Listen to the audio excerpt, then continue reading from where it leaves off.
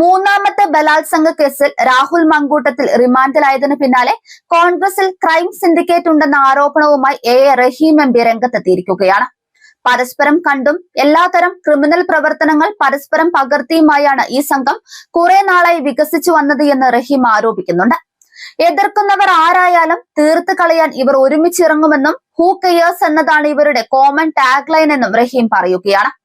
KPCC അധ്യക്ഷൻ സണ്ണി ജോസഫിന് പോലും ഇവരെ പേടിയാണെന്നും റഹീം ആരോപിച്ചു. ഫേസ്ബുക്ക് കുറിപ്പിലൂടെയായിരുന്നു റഹീമിന്റെ പ്രതികരണം.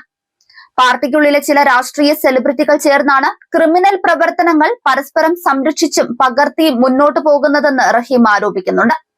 പരസ്പരം കണ്ടുമുട്ടി എല്ലാ തരത്തിലുള്ള ക്രിമിനൽ ഇടപാടുകളും നടത്തി ഒരാളുടെ തെറ്റുകൾ മറ്റൊരാൾ ന്യായീകരിക്കുന്ന രീതിയാണ് ഈ സംഘത്തിന്റേതെന്നും കുറിപ്പിൽ പറയുന്നു.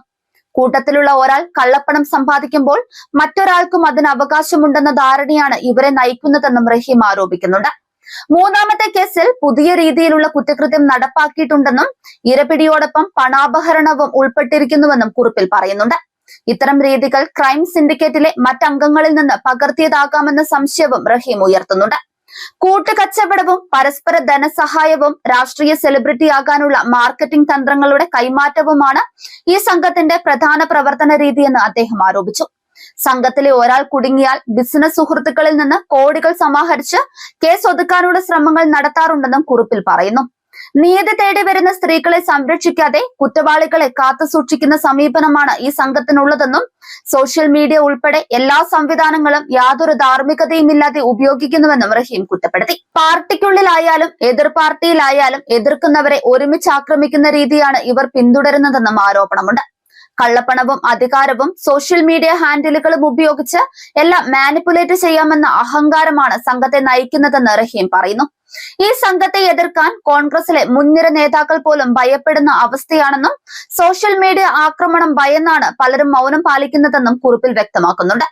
കേരളത്തിലെ കോൺഗ്രസ് തീരുമാനങ്ങളെ കുറെ നാളുകളായി ഈ പൊളിറ്റിക്കൽ സെലിബ്രിറ്റി ടീം നിയന്ത്രിക്കുന്നുണ്ടെന്നും അധികാരവും പ്രശസ്തിയും കള്ളപ്പണത്തിനും ഇരപിടുത്തത്തിനും വേണ്ടിയുള്ള മറ മാത്രമാണെന്നും റഹീം ആരോപിച്ചു.